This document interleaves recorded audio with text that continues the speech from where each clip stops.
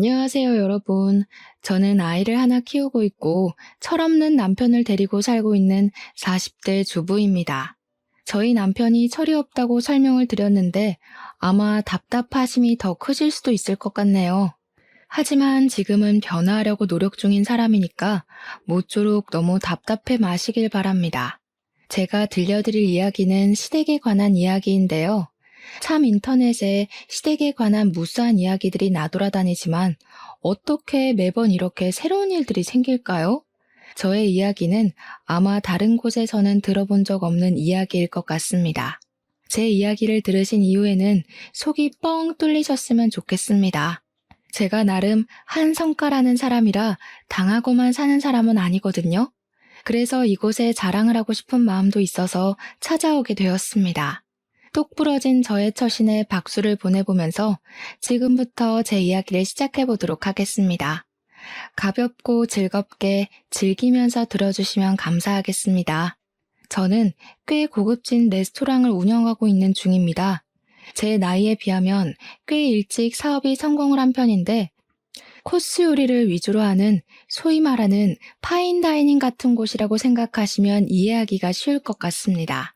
그리고 저에게는 남동생이 하나 있는데 우애가 꽤 좋은 편이고 동생이 호텔 주방에서 꽤 오랜 시간 일을 했었기 때문에 둘이서 차린 레스토랑입니다.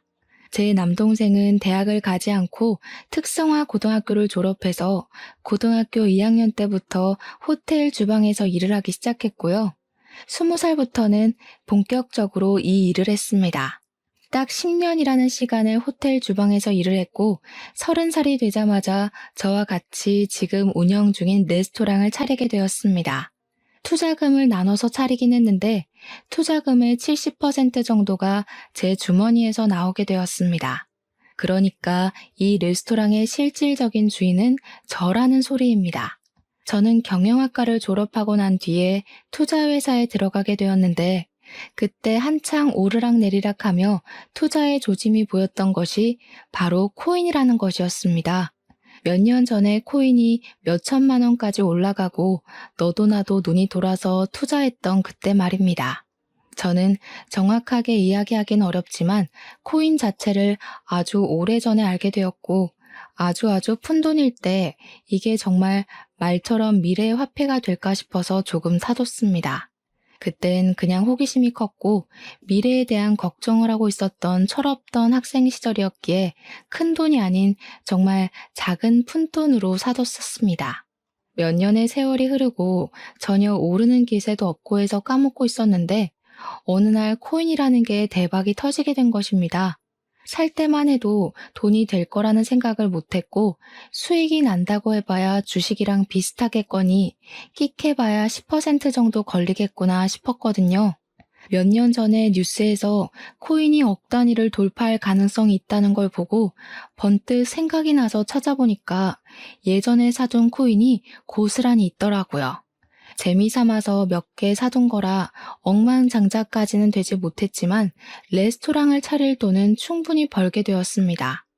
제가 예상했던 수익이 아니었기 때문에 일단 뭘 할까 고민을 하다가 매일같이 쳇바퀴처럼 굴러가는 일상의 무료함을 느끼게 되었고 창업을 준비하게 되었습니다. 그때 1인 식당 같은 데 유행했을 때라 그렇게 꾸며볼까 했지만 아예 고급스러움을 강조한 레스토랑이 좋겠다는 생각을 하게 되었습니다. 호텔 주방에서 일을 잘하고 있던 동생을 몇 날 며칠 동안 꼬시니 동생도 결국에는 저에게 넘어오게 되었습니다. 동생은 호텔 주방에 사직서를 내고 저와 함께 일을 하기 시작하며 제 나이 32살에 시작한 이 레스토랑은 1년 만에 엄청난 홍보 효과를 누려 번창하게 되었습니다. SNS를 통한 홍보를 시작했는데 인플루언서라는 사람들을 끼고 장사를 하니 사람들의 호기심을 자극했는지 저절로 손님들이 찾아오더라고요.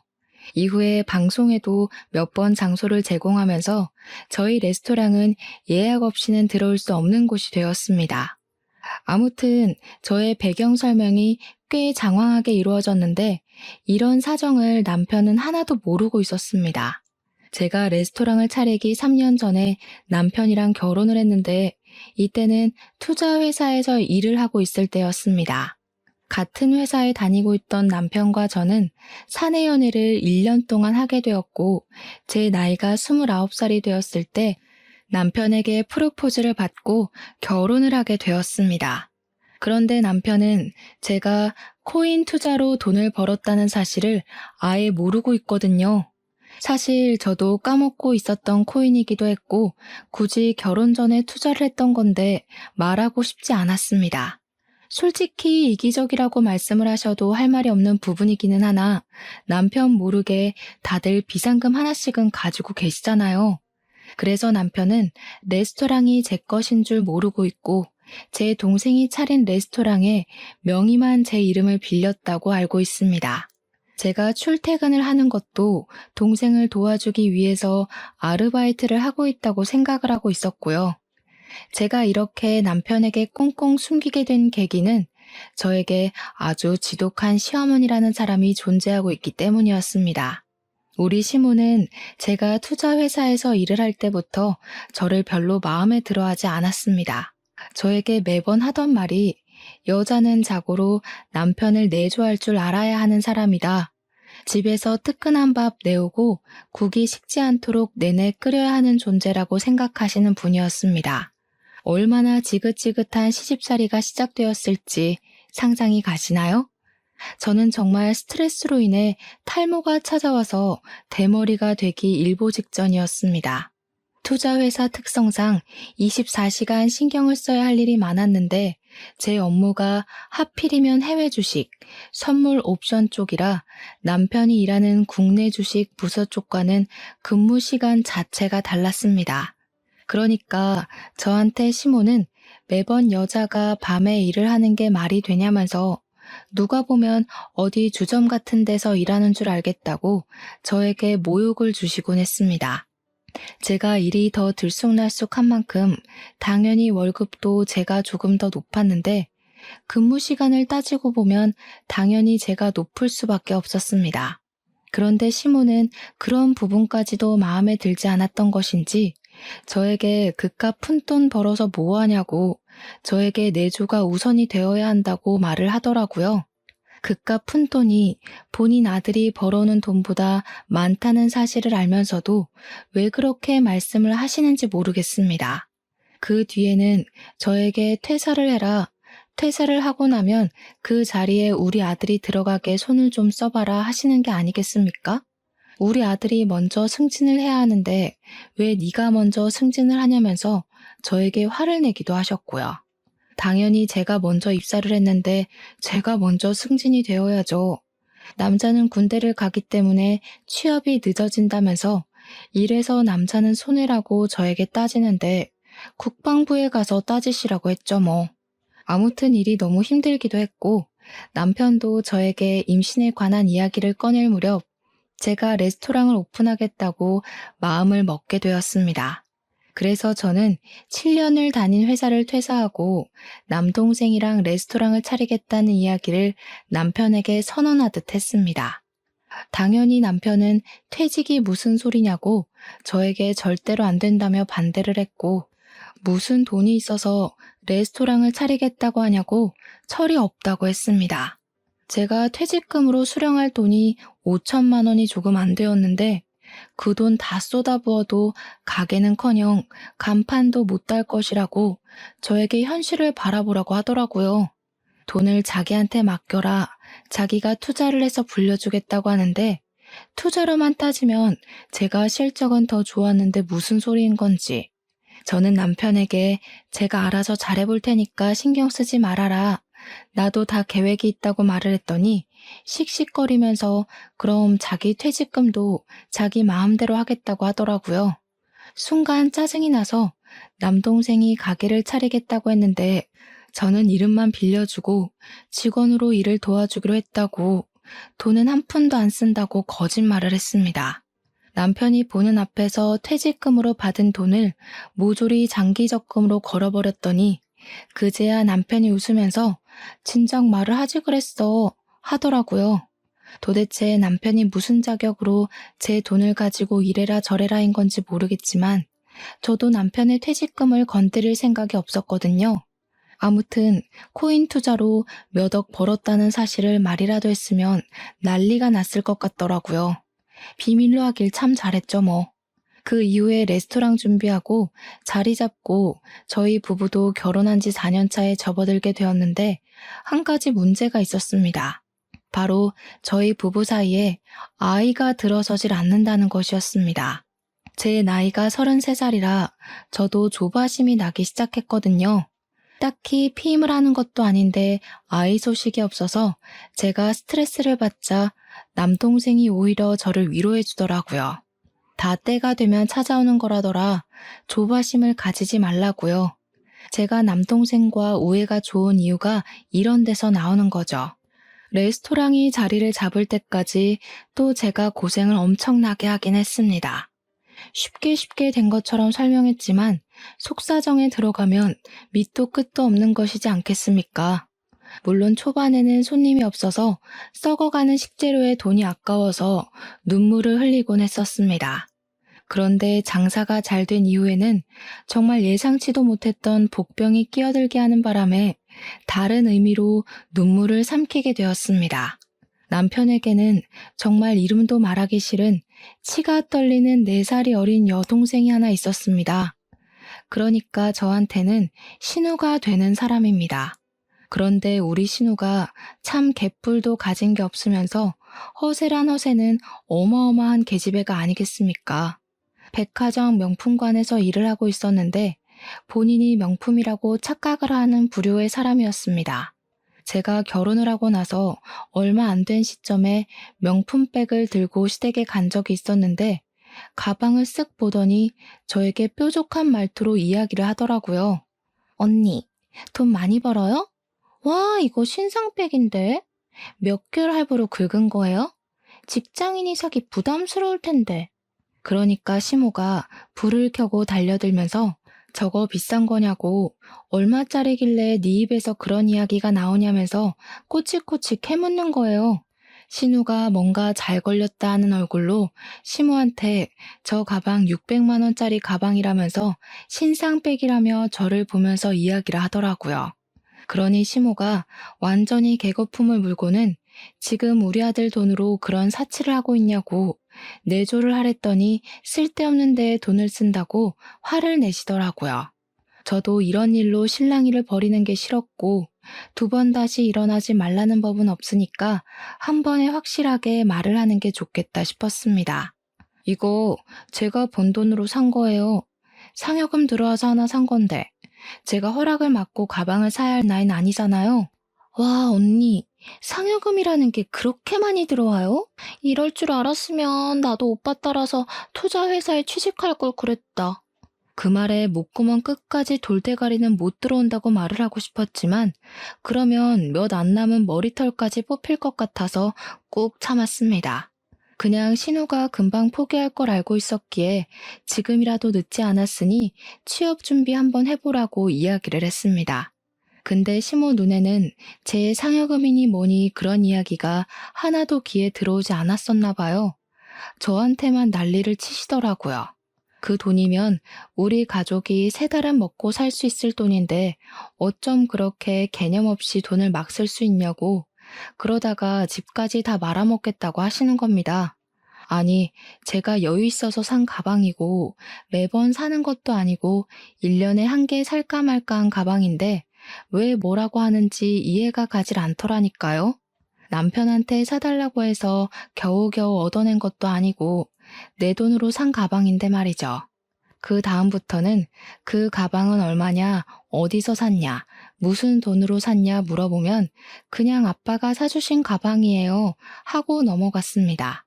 레스토랑이 연신 장사가 잘 되고 방송에도 슬쩍슬쩍 나오기 시작하자 시모가 점점 더 불만을 표출하기 시작했습니다. 저한테 얼마 버냐고 대놓고 물어보시길래 저는 애 둘러서 벌만큼 번다고 이야기를 했습니다. 버는 금액 말하면 돈 내놓으라고 닥달하실 것 같았거든요. 그런데 레스토랑 특성상 주말이고 명절이고 없이 예약을 받아서 일을 하지 않겠습니까? 제가 명절 당일 딱 하루만 일을 쉬었는데 남편이 시댁 가봐야 시모가 잔소리만 하고 저랑 싸움이 꼭 나니까 자기도 시댁에 가기가 싫은 거죠. 은근히 제 핑계를 대면서 오전에만 시댁에 들렸다가 오후에는 친정에 가봐야 한다고 나와서 저희 집으로 갔거든요. 시무는 그게 너무나도 서운했고 탓할 곳이 필요했는데 제가 레스토랑을 차린 이후부터 명절 당일만 방문을 했으니 제 탓이라고 생각을 하신 겁니다.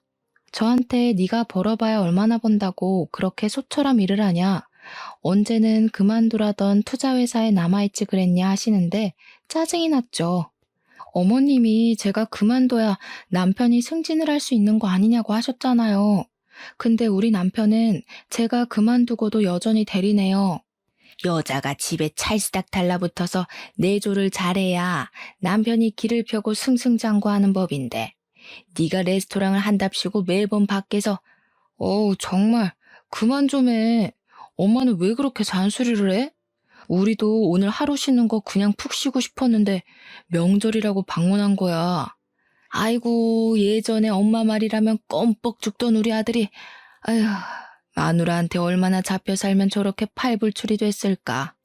제가 어이가 없어서 그냥 입 다물고 시무를 무시하기 시작했는데 계속 뒤통수에 대고 곡소리를 내시더라고요. 어릴 때는 엄마 품이라면 좋아서 안겨붙고 엄마만 사랑한다고 하더니 장가가고 나서 소용도 없다고 쓸모없는 놈이 됐다고 하시면서요. 어릴 때 엄마 품에 엉겨붙지 않은 아이가 어디 있나요? 다들 하나같이 엄마를 제일 사랑하지 않나요? 그런 와중에 신우가 저한테 와서는 언니네 가게 진짜 장사 잘 되는 것 같다고 예약을 하고 싶은데 예약이 안 된다고 구시렁거리더라고요. 그러면서 자기 친구들 앞에서 기 한번 살리고 싶은데 저희 가게에 와서 밥 한 번만 먹게 해주면 안 되냐고 막 조르는 게 아니겠습니까? 이 계집애가 진짜 여우인 게 둘이 있을 땐 이런 소리 한 번을 안 하다가 시모가 저를 지켜보고 있으니까 그런 소리를 하더라고요. 시댁 눈치가 보이는 상황에서 제가 신우랑 맨날 싸워봐야 누구한테 좋겠습니까? 그 한 끼가 상당한 값을 지불해야 하는 음식이긴 하지만 제가 시모랑 신우한테 한턱 쏠 수 있긴 했죠. 시무한테 그러면 시무랑 나를 잡고 한번 방문해서 밥 먹고 가라고 했더니 신우가 엄청나게 좋아하더라고요. 그러더니 며칠 뒤에 갑자기 오늘 갈게요 하고 문자 하나만 딱 보내놓은 게 아니겠습니까? 미리 연락을 해줘야 저희도 준비를 할 텐데 말이죠. 신우는 오늘밖에 시간이 안 돼서 그렇다면서 이해를 좀 해달라고 하더라고요. 그리고 시간에 맞춰서 방문을 했는데 제가 분명 시무랑 함께 오라고 말을 했었잖아요. 근데 제 친구들 3명을 끌고 떡하니 나타난 거예요. 허세 가득한 말투로 제일 좋은 걸로 4인분 달라고 하는데 한 대 쥐어받고 싶었습니다. 남동생한테 미안하긴 했지만 우리 신우가 친구를 끌고 왔으니까 잘 좀 신경 써서 요리해달라고 부탁을 했더니 남동생이 솜씨를 제대로 발휘했더라고요. 코스 요리에 포함되지 않은 디저트까지 내어주면서 우리 누나 잘 예쁨 받을 수 있게 잘 부탁드린다고 인사까지 하고 온 겁니다. 친구들은 너네 세연이 너무 멋있다 하면서 축켜 세워주니까 신우 어깨에 뽕이 가득 차올라서 생전하지도 않던 고맙다는 인사까지 저한테 하고 사라지더라고요. 이렇게 간단하게 신우의 마음을 사로잡을 수 있는 거였다면 진즉에 이런 걸 하고 말았는데 다음날 시무에게서 예상치 못한 연락이 왔습니다. 자기도 친구들이랑 제 레스토랑에 방문을 할 테니 어제 신우가 먹은 코스 요리 그대로 준비를 좀 해달라고요. 어이가 없었지만 이왕 봉사하기로 마음을 먹었으니까 몰아서 해준다는 느낌으로 동생에게 다시 한번 부탁을 했습니다. 이번에도 동생은 무척이나 신경을 써서 어르신들이 쉽게 먹을 수 있는 디저트까지 준비를 해서 코스 요리를 채워주었습니다. 시모 친구들이 어우 며느리가 아주 대단하네 하면서 칭찬을 해주시는 소리에 기분이 좋았는데 시모가 굼벵이도 주르는 재주가 있는 법이지 하더라고요. 그러면서 워낙 자기 아들이 돈을 잘 버니까 며느리가 이런 데서 일을 안 했으면 하는 게 솔직한 자기 심정이라고 하면서 은근히 저를 깎아내렸습니다. 여기서 백날 일해봐야 뭐해? 몸만 힘들지. 우리 아들이 벌어오는 돈의 반도 못 벌 텐데 고생만 하고. 차라리 집에서 내조하는 게 낫지 않겠어? 어때? 다들 그렇게 생각하지? 나만큼 며느리 생각하는 시어머니도 없다니까? 그런 말을 듣고 누가 좋아하겠습니까? 어이가 없네 하고 마는 거죠. 식사 맛있게 하셨냐고 어색하게 인사를 드리니까 시모 친구들이 나중에 우리 오면 잘해줘 하면서 잘 먹었다고 기분 좋게 말씀을 해주셨습니다. 그 뒤로 시모가 저에게 자기 친구가 간다고 하니까 잘해줘라. 지난번에 먹은 디저트가 맛있던데 따로 포장을 좀 해줘라 하는 명령을 하시더라고요. 이번에는 우리 교회 권사님이 방문을 하신다는데 그분은 따뜻한 차만 드시니까 대추차를 준비해라 하면서 말이죠. 사촌이 식당에 가보고 싶다고 했다면서 할인을 해달라고 당당하게 말씀을 하시는데 부탁도 아니고 명령조로 이야기를 하면 누가 기분 좋게 네 하고 대답을 하겠습니까? 처음 몇 번은 시모가 해달라는 대로 들어주다가 밑도 끝도 없이 요구를 하니까 예약 자리 없어요, 안 돼요 하고 거절을 하기 시작했습니다. 계속된 거절에 시모도 기분이 나빴는지 저한테 고작 그거 운영한다고 지금 유세를 떠는 거니 시모가 웃음니 하는 막말을 하시더라고요. 제가 대놓고 거절을 하기 시작하니까 시모도 점점 부탁하는 일이 뜸해졌는데 어느 날 신우가 결혼을 하겠다면서 폭탄 선언을 했습니다. 신우도 30이 넘었으니까 언젠간 시집을 가겠지 하긴 했지만 이렇게 갑작스러울지는 몰랐죠. 근데 신우가 글쎄 저한테 우리 가게에서 브라이덜 샤워인지 뭔지를 하겠다면서 장소를 빌려달라고 하는 게 아니겠습니까? 저한테 룸을 빌리고 싶다고 하길래 제가 몇 명이나 오는 거냐고 물어봤더니 총 7명이 사용을 할 거라고 하더라고요. 저희 가게에 딱 하나 룸이 있는데 이벤트를 원하는 손님들을 위해서 대관을 해드리고 있었거든요. 신우가 말한 날짜를 보니까 예약이 딱 없는 날짜길래 알겠다고 하고 룸 빌리는데 기본으로 들어가는 비용이 30만 원이라고 설명을 했습니다. 룸 대여값은 30만 원이고요. 1인당 코스 요리는 24만 원인데 20만 원에 해드릴게요. 서비스로 룸 꾸미는 비용은 제가 해드릴게요. 총 170만 원 보내주세요.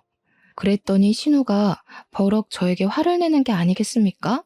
언니, 지금 나한테 돈을 받으려고 그런 소리를 하는 거야? 아, 내가 그동안 언니를 너무 풀어줬지? 신우 무서운 게 뭔지 보여줘? 내가 결혼까지 하는데 선물을 쥐어줘도 모자랄 판에 지금 나한테 룸 비용에 음식값까지 받겠다고? 그것도 무려 170만 원이나? 내가 돈이 어디 있어서 그 돈을 내고 빌려. 그럴 거였으면 언니네 가게 안 가고 다른 데로 가지. 그냥 해줘. 지난번에도 공짜로 밥 먹게 해줘놓고 왜 그래? 그래도 양심은 있으니까 룸 빌리는 비용 30만 원은 낼게. 구구절절 돈 없다는 소리를 뭘 그렇게 열심히 화를 내면서 말을 하는지 세상에 공짜가 어디 있나요? 그리고 호의도 제가 해주고 싶어서 해줘야 호의죠. 저는 뭐 땅을 파서 장사하는 사람이냐고 공짜로는 안 된다고 그 가게 내 가게 아니라 동생 가게라고 이야기를 했더니 신우가 한풀 죽긴 하더라고요. 그래도 170만 원 내고 브라이덜 샤워를 할 수는 없었는지 제 동생한테 잘 좀 이야기를 해달라고 사돈 처녀가 결혼하는데 그 정도 인심을 쓸 수 있지 않겠니요? 제가 너무 피곤해서 동생한테 물어보긴 하겠지만 아마도 동생도 거절할 것 같다고 그렇게 쉽게 턱턱 해드릴 수 있는 게 아니라고 했습니다. 혹시 모르니까 꼭 다른 가게도 알아보시라고 이야기를 하고 집으로 왔는데 신우가 남편에게도 말을 해서 졸랐나 보더라고요. 남편이 어색하게 왔어? 할 말이 있는데 하길래 느낌이 딱 와서 남편의 입을 확 막아버렸습니다. 그게 여보? 아, 말하지 마. 신우가 나한테 무리한 거 요구하는 거 맞고 내가 그거 해줄 의무도 당연히 없는 거 알지? 나는 뭐 땅 파서 장사해? 나 월급 얼마 안 된다고 무시하는 것도 기분이 나쁜데 내가 왜 공짜로 신우 브라이덜 샤워인지 뭔지를 해줘야 하는 거야. 평소에 신우가 나한테 어떻게 했는지 당신도 알고 있지? 나 절대로 그 부탁 못 들어주니까 그런 줄 알아. 비용이 무려 170만 원이야, 170만 원. 170만 원이란 소리에 남편도 기가 확 죽었는지 바로 신우한테 전화해서는 안 되겠다고 이야기를 하더라고요. 모질이처럼 쩔쩔매면서 이야기를 하는데 얼마나 철이 없고 바보 같아 보이든지 하고 싶은 말은 많았지만 하지 않았습니다. 결국 신우도 조르고 조르다가 남편이 안 될 것 같다고만 이야기를 하자 언성이 높아지기 시작했고 둘이 싸움을 하더라고요. 서로 네가 잘났니 내가 잘났니 하는데 유치해 죽겠고 결국에 신우는 그럭저럭한 호텔을 빌려서 브라이덜 샤워를 했더라고요. 그리고 신우가 결혼을 했고 그 이후에는 조용했습니다. 제가 명절 이외에는 시댁에 방문을 하지 않았고 일이 바쁘다는 핑계를 댔거든요.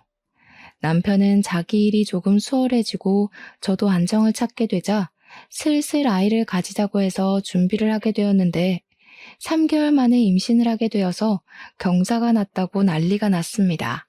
동생은 저에게 이제 임신도 했으니까 일은 본인에게 맡겨두고 설렁설렁 하라고 배려를 해주었습니다. 장사가 워낙 잘 되어 가니까 직원을 더 뽑으면 된다고 걱정하지 말라고 하더라고요. 어차피 가게의 제일 큰 투자자는 저였고 제가 굳이 가게에 나가지 않아도 월급은 들어오게 되어 있었으니까요. 남편에게는 동생이 육아휴직을 주기로 했다는 핑계를 대면서 가게에 나가지 않고 버티고 있었습니다. 제가 임신 7개월이 되었을 때 임신을 하면서 살이 많이 찌기도 했고 체질이 잘 붙는 체질이라 그런지 온몸이 퉁퉁 부어서 너무 힘든 하루하루를 보내고 있었습니다. 살이 급격하게 찌니까 허리도 너무 아프고 기침을 할 때마다 갈비뼈가 부서지는 느낌이 나서 정말 힘들어 죽는 줄 알았습니다. 그런데 신우가 갑자기 저희 집에 찾아온 게 아니겠습니까? 그것도 무려 캐리어를 들고 말입니다. 집에 있다가 신우가 문 좀 열어보라고 연락을 해서 문을 열었더니 떡하니 현관문 앞에 서 있더라고요. 그리곤 지집처럼 저희 집에 들어오더라고요. 신우한테 이 짐은 다 뭐고 갑자기 왜 우리 집에 찾아온 거냐고 물어보니까 자기가 글쎄 부부싸움을 했다면서 며칠만 우리 집에서 지내겠다는 겁니다. 저는 머리가 어지러웠죠. 왜 싸한 느낌은 항상 저를 비껴나가지 않는 건지 하늘이 원망스러웠고요. 그게 무슨 소리예요? 우리 집이 무슨 호텔인 줄 알아요?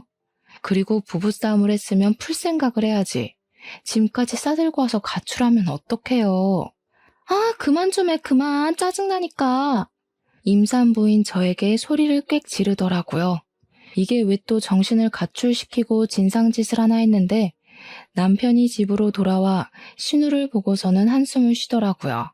본인이 알아듣게 집으로 가라고 이야기를 했는데 여길 기어코 찾아온 거라면서 저에게 변명을 막 했어요. 자기가 부른 거 아니라고 억울하다고요. 신우는 시끄러우니까 자기가 며칠만 있다가 나갈 거라고 제발 그냥 가만히 내버려 둬달라고 시위를 하더라고요. 제가 무슨 말을 해도 들리지 않는 사람인 것처럼 굴더니 아기 방으로 꾸며둔 작은 방에 글쎄 캐리어를 냅다 풀어버리는 거 아니겠습니까? 아기가 사용할 방이라서 소독까지 싹 다 해둔 방인데 너무나도 짜증이 나는 거예요. 남편은 제 기분 따윈 안중에도 없이 뭐 때문에 부부싸움을 했냐며 이야기라도 들어보자고 맥주를 꺼내오지를 않나. 쫓을 마음이 없다는 걸 알고 나서 제 속이 터지는 것 같았죠. 글쎄 신우가 부부싸움을 한 이유도 아주 사소했습니다. 신우가 음식물 쓰레기가 더러워서 못 버리겠다며 며칠을 그냥 내버려뒀대요. 한여름에 음식물 쓰레기를 집에 방치했으니까 파리가 꼬였고요. 우리 신우의 위생 개념이 정말 말도 안 되게 없는 거죠, 그냥. 파리가 웽웽 꼬이는데 음식물 쓰레기 처리는 안 하고 빨래도 제대로 안 해서 쉰내가 나고 그러니까 심해부가 난리가 난 겁니다. 거기다가 신우가 결혼을 하자마자 그놈의 내조를 하겠다면서 명품관 일도 그만둬서 백수로 지내고 있거든요. 이딴 식으로 할 거면 돈을 벌어오든가 아니면 집을 나가던가 둘 중 하나 하라고 소리를 쳐서 집을 나온 거라고 당당하게 이야기를 하더라고요. 남편이랑 둘이 맥주 마시면서 저한테 마른 안주 없냐고 진짜 주둥이를 한 대 때리고 싶었습니다. 임신 7개월인 올케한테 그런 거 시키고 싶냐고 했더니 자기가 너무 우울해서 그런다며 울먹였어요. 그래서 그냥 마른 안주 꺼내주고는 내일은 집에 가라고 했습니다. 도대체 술을 얼마나 마신 건지 저는 피곤해서 먼저 자고 아침에 일어났는데 집이 난장판이 되어 있더라고요. 정리도 하나도 안 해놓은 상태에서 남편은 거실 소파에서 자고 있고 신우는 아기 방에 깔아둔 토퍼에서 자고 있더라고요. 너무너무 화가 났습니다. 그 토퍼가 진짜 비싼 거고 세탁도 다 한 거고 아기 눕히려고 저도 한 번도 누워본 적 없는 토퍼였거든요. 짜증나는 마음에 둘 다 깨웠는데 눈 뜨자마자 한다는 소리가 해장국 끓였냐고 헛소리를 하는 거 있죠? 화가 머리끝까지 나서 신우 보고 당장 짐 싸서 집으로 가라고 축객령을 내렸습니다. 그러자 신우가 저보고 매정하다면서 심해부가 자기한테 사과를 할 때까지 절대로 안 돌아가겠다고 하더니 철판을 깔고 우리 집에 눌러붙은 겁니다.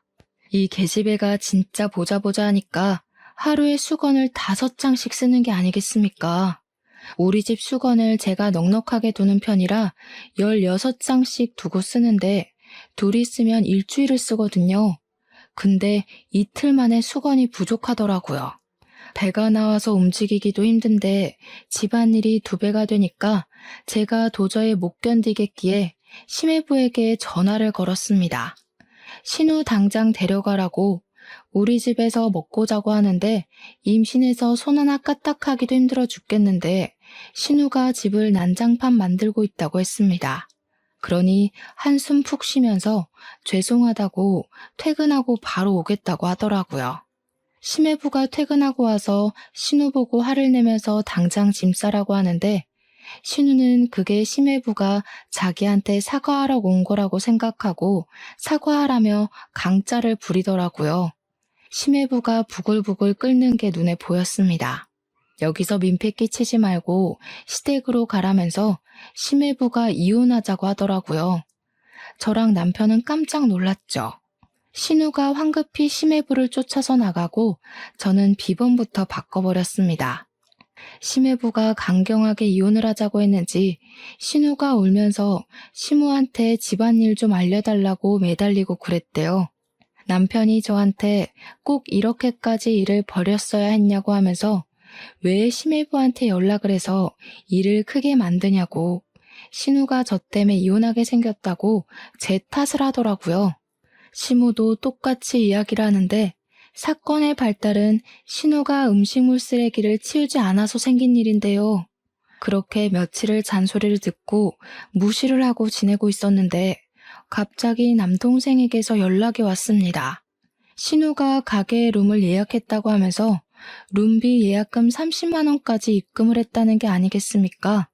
제가 가게에 출근을 하지 않는 상태였으니까 남동생에게 돈 똑바로 받으라고 이야기를 했더니 알겠다고 했습니다. 그런데 30분쯤 뒤에 남동생에게서 다시 전화가 와서는 우리 신우가 글쎄 가게에서 제일 비싼 술을 가지고 오라고 했다는 겁니다. 저희 가게는 메뉴가 코스로 이루어져 있고 고급스러운 단품 메뉴들이 많아서 술도 정말 값이 장난 아니거든요. 정말 비싼 건데 1,000만 원대 가격으로 이루어진 술도 있고 몇백만 원짜리 술도 있고요. 순간 먹고 튀려고 하려는 건가 하는 생각이 들어서 남동생에게 말을 했습니다. 신우 돈 하나도 없어. 그러니까 비싼 술 줬다가 망하는 수가 있다. 말을 하는데 뒤에서 신우가 술 가지고 오라고 비싼 술 달라고 하면서 고함을 치는 게 아니겠습니까? 저도 적당히는 혼내줘야겠다 싶어서 남동생에게 150만 원짜리 와인이나 가져다 주라고 했습니다. 4명이서 갔다고 했으니 나눠서 그 정도는 감당할 수 있겠지 생각했거든요. 그리고 딱 2시간이 지났는데 남동생에게 다시 전화가 걸려오는 게 아니겠습니까? 쎄한 기분이 들었습니다. 누나, 사돈이 누나 때문에 이혼하게 생겼다면서 이 술값이며 밥값이며 전부 누나가 낼 거라고 하는데 자기 돈 없대. 그 순간 진짜 머리를 해머라 한 대 맞은 듯한 기분이 들더라고요. 그게 무슨 소리야? 내가 자기들 처먹은 돈을 왜 대신 내줘? 남동생이 말하길 제가 낼 거라면서 막무가내로 군다고 작정을 하고 온 건지 아예 지갑도 안 들고 몸만 덜렁 와서 술을 잔뜩 마셨다는 겁니다. 너무 열이 받아서 가게로 가겠다고 말을 하고 옷을 주섬주섬 입고 있으니까 남편이 저한테 어디 가냐고 물어보길래 가게에 좀 가본다고 말을 했습니다. 그랬더니 남편이 저에게 그러더군요. 아, 오늘 동생이 자기네 가게에 간다고 하던데? 나한테 자기 이름 대고 먹어도 되냐고 물어보길래 그냥 그러라고 했어. 매번 그랬잖아. 당신이 뭔데 내 허락도 없이 내 업장에서 무전 취식하는 거 허락해줘? 뭐? 내가 뭐긴 뭐야, 당신 남편이지. 아니, 그게 남편한테 할 소리야? 그러니까 당신 말만 들으면 신우가 와서 돈 한 푼 안 내고 공짜로 밥 먹고 갈 거라는 걸 알고 있었다는 이야기잖아. 가족끼리 무전 취식이 무슨 소리야, 정말. 지금 이혼 때문에 속 시끄러운 애한테 그 정도 서비스는 해줄 수도 있잖아. 그거 해봐야 얼마나 한다고. 진짜 너무한 거 아니냐? 코스 요리 4인분일 텐데 별로 되지도 않는 걸로 그냥 한번 서비스 해주고 생색내고 하면 될 걸 가지고. 그래? 그 얼마 되지도 않는 거 당신 돈으로 결제하자 그럼. 그랬더니 돈 없다고 말하기도 민망하고 자존심이 상한 건지 뭔지 남편이 자기 동생 밥 한 번 못 사주겠냐고 흔쾌히 카드를 내밀더라고요. 저한테 바가지 긁을 생각하지 말고 정확하게 먹은 금액만큼만 계산하고 오라고 하길래 걱정하지 말라고 영수증까지 끊어주겠다고 하고는 가게에 달려갔습니다. 저녁 시간이라 그런지 택시를 타고 아주 금방 도착하더라고요. 그런데 쩔쩔매는 남동생에게 다가가니까 글쎄 신우가 시켜 먹은 와인이 한 병이 아니라 무려 3병이나 되는 게 아니겠습니까? 이 비싼 와인을 3병이나 처먹고 뻔뻔하게 무전 취식을 하려고 했다니 제 속이 뒤집어지더라고요. 무슨 2시간 만에 술을 이렇게나 마신 건지. 신우는 얼굴이 새빨갛게 변해서는 저도 못 알아보고 널브러져 있었고요. 신우 친구들도 별반 다르지 않은 모습이었습니다. 룸에서 이런 추태를 벌였기에 망정이지 홀에 있었으면 블랙리스트에 올라가고도 남을 모습이었습니다.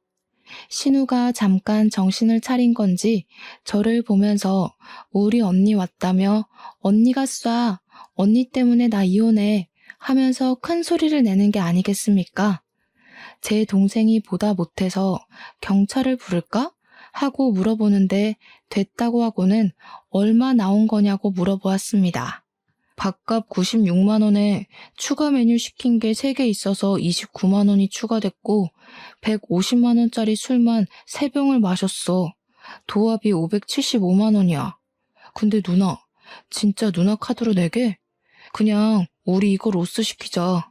제가 동생에게 남편 카드를 쥐어주고 가서 계산하고 오라고 했더니 남동생이 씩씩거리면서 억울하지도 않냐고 그냥 경찰 부르자고 하더라고요.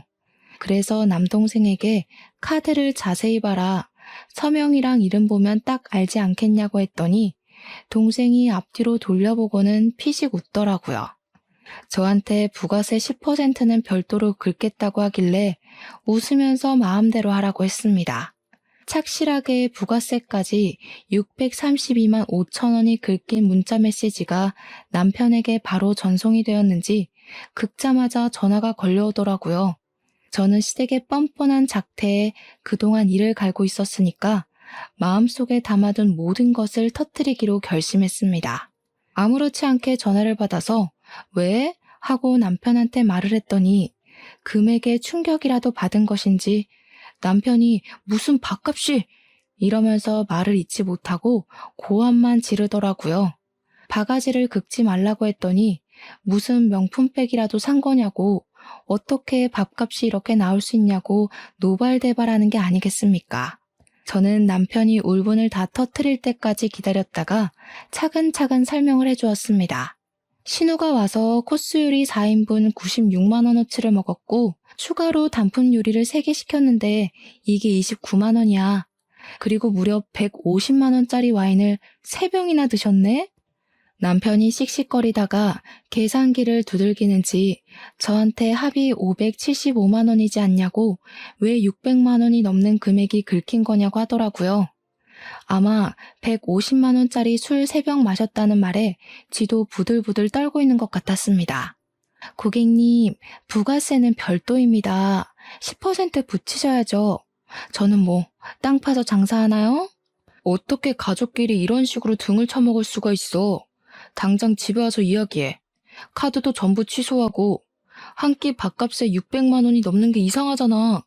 먹은 건 당연히 계산을 제대로 하셔야죠. 저는 바가지 안 긁고 정확하게 계산했을 뿐인데요. 카드 취소하면 그쪽 여동생은 무전 취식으로 경찰서에 인계할까요? 그리고 전화를 끊어버리고 휴대폰 전화도 꺼버렸습니다. 집으로 들어가 봐야 싸움만 날 게 뻔하니까 그 시간에 죄송스럽게도 친정으로 도망을 쳤죠. 남동생이 저한테 진짜 상황이 답이 없다면서 이걸 어떻게 잘 풀어나가야 할지 감이 안 온다고 하더라고요. 저라고 별 수 있겠습니까? 2번 다시는 이런 상황이 오지 않게 부딪히는 수밖에 없죠. 호의를 권리인 줄 아는 것 같으니 나는 더 이상 저런 시댁과 함께 살 수 없어. 그 말고 함께 저는 친정에 눌러붙었고 시모가 저에게 주제도 모르고 화를 내더라고요. 언제까지 가정은 나 몰라라 하고 친정에 있을 거냐고, 우리 아들이 너 때문에 밥도 제대로 못 먹고 출퇴근을 한다고 소리치는데 솔직히 가소로웠습니다. 밥은 둘째치고 내가 어제는 빨래까지 해주러 너네 집에 갔다 왔다. 너 정말 이혼당하고 싶어서 그러니? 이제는 너까지 이혼시켜야 할 속이 시원하겠어? 쥐꼬리만큼 벌어서 앞으로 어떻게 살게? 홀몸도 아니고 애까지 있으면서 여자 혼자 아이 낳아 키우면서 사는 게 쉬운 줄 알지? 그거 어려운 일이야. 네네, 잘 알겠고요. 혼자서 한번 해보고 말해드릴게요. 어려운지 쉬운지. 그 인간 반품하겠습니다. 그리고 바로 이혼 소장을 남편에게 보내버렸더니 그제야 덜컥한 건지 바로 친정으로 달려와서 무릎부터 꿇고 빌더라고요. 자기가 미쳤었던 것 같다면서 2번 다시는 시댁 편을 들지 않겠다. 명절에도 시댁에 가지 말자. 시댁 일에 불편한 거 만들지 않겠다고 빌었습니다. 저희 부모님께도 각서라도 쓰겠다면서 이혼은 죽어도 안 된다고 제 마음 좀 돌려달라고 부탁을 하더라고요. 진짜 잘못했다고 신우고 심우고 얼굴도 안 보게 살게 해주겠다면서 집에도 못 오게 하고 잔소리도 못하게 하겠대요. 아이처럼 엉엉 울면서 자기가 다 잘못했다고 제발 이혼은 안 된다고 비는데 참 마음이 그렇더라고요. 남편이 짜증나긴 했지만 그래도 사랑하는 사람이었고 저도 아이를 혼자 낳아서 키운다는 게 무서웠거든요. 저희 부모님도 이쯤 하면 됐다고 용서해 주라고 했고요. 그래서 결국 부모님이 보는 앞에서 각서를 썼고 이혼 서류는 파기하기로 했습니다. 그 뒤로 저는 무사히 출산을 잘했고요. 신우고 시무고 전부 저랑은 연락을 하지 않고 지내고 있습니다. 남편을 통해서만 말을 전하는 정도? 해가 지날수록 나날이 크는 아이를 보고 싶어서 죽으려고 하는데 제가 사과를 안 받아주겠다고 못 박았거든요. 덕분에 저는 시댁 간섭 없어서 편하고 갑질하면서 사는 재미까지 보고 있습니다. 남편도 제 말이라면 죽는 신용까지 하고요. 앞으로도 이렇게 오래오래 재미나게 살고 싶은 마음뿐입니다. 여러분들도 저처럼 속 시원하게 복수 한번 해주시고 을이 아닌 갑으로 사셨으면 좋겠습니다. 지금까지 제 속 시원한 이야기 들어주셔서 정말로 감사합니다.